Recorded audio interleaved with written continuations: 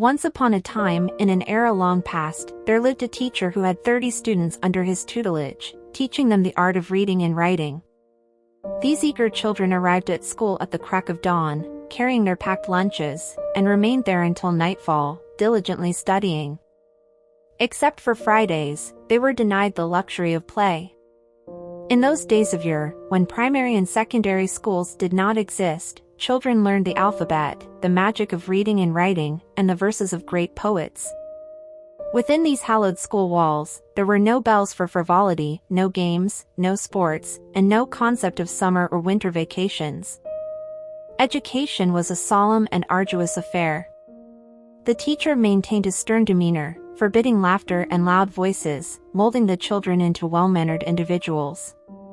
In those ancient times, it was evident that teachers abhorred leisure and merriment, and thus, they wore a gravitas that left children in awe. Teachers were uncompromising in their commitment to education, and it was expected that children should hold their teachers in reverence.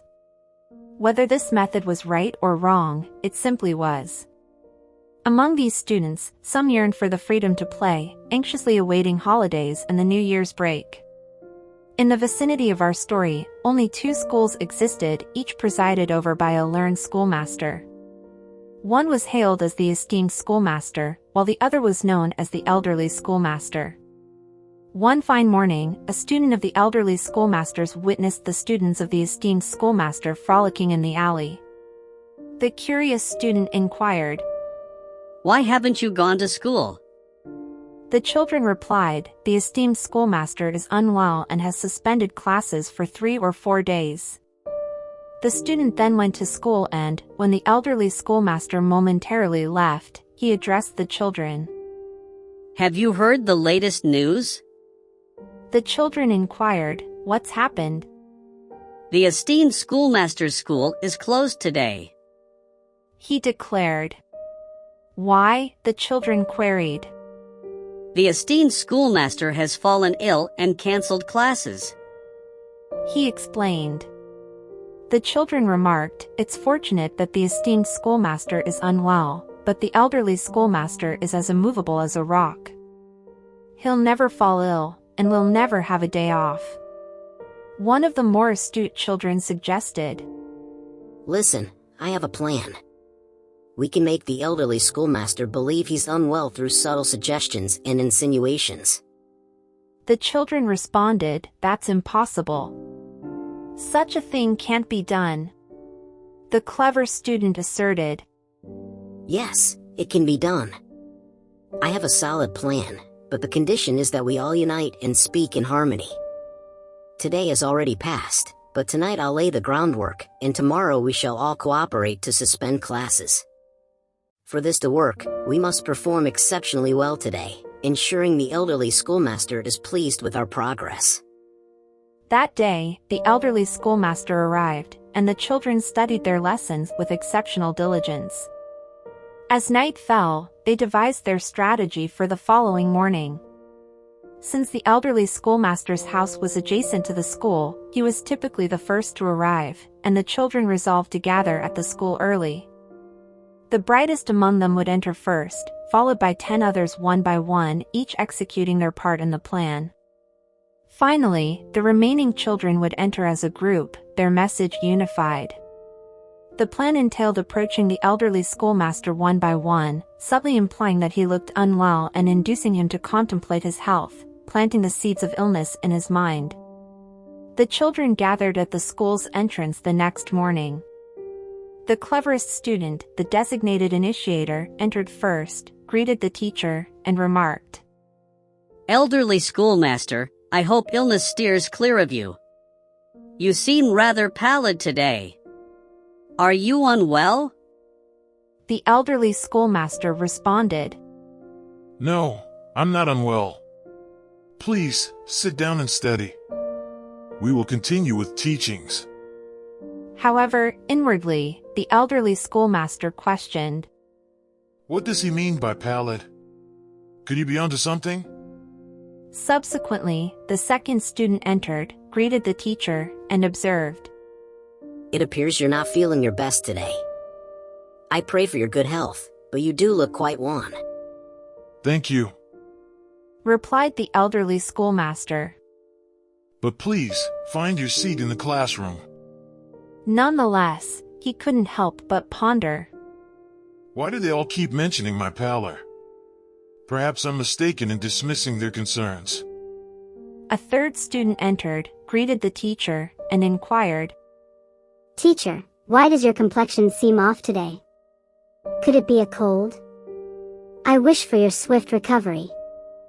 The elderly schoolmaster began to entertain the notion that his complexion wasn't as it should be, conceding, Yes, I do feel a bit under the weather, perhaps fatigued. There might be a hint of a cold. It's not much, though. Go on and take your seats. Gradually, the elderly schoolmaster found himself preoccupied with thoughts of his health and considered that his head did ache a little.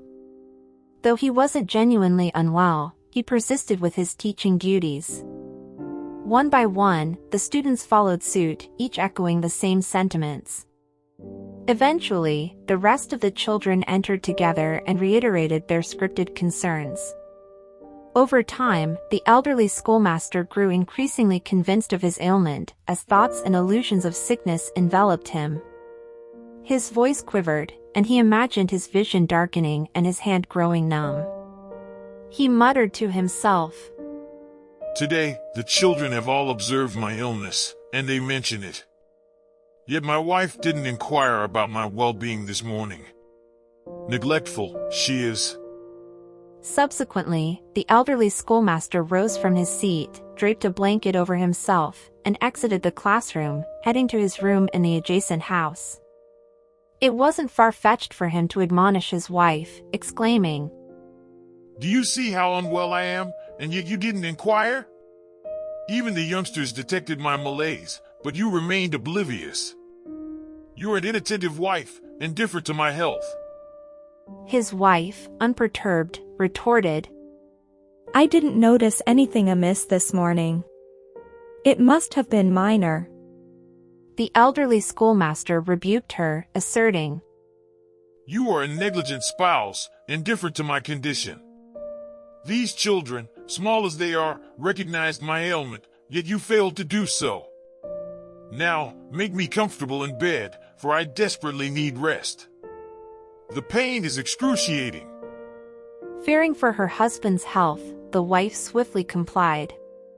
The elderly schoolmaster moaned softly as he lay in bed, beset by anxiety and a throbbing headache.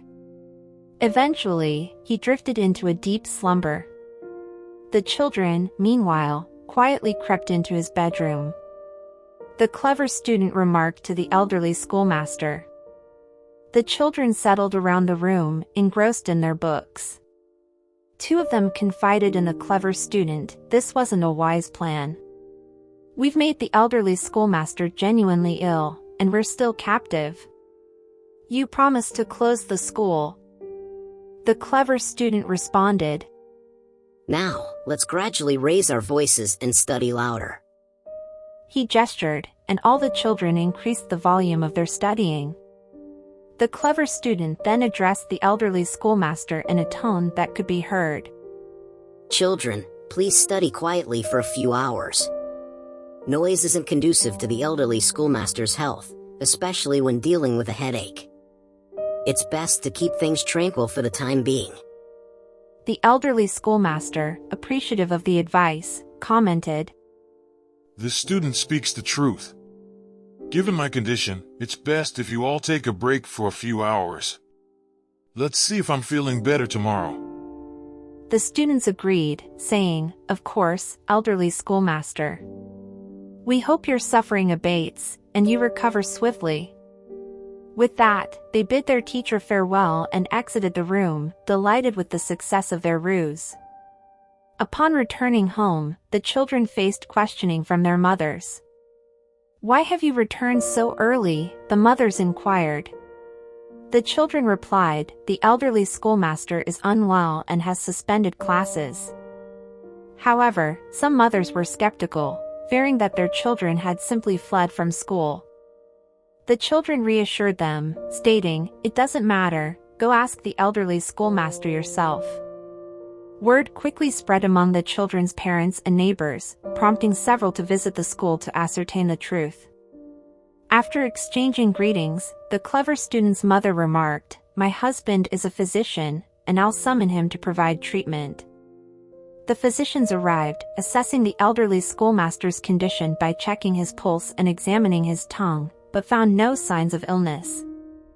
They inquired about his symptoms, and the elderly schoolmaster, under the influence of his student's insinuations, explained, My head aches, and I feel numbness in my body.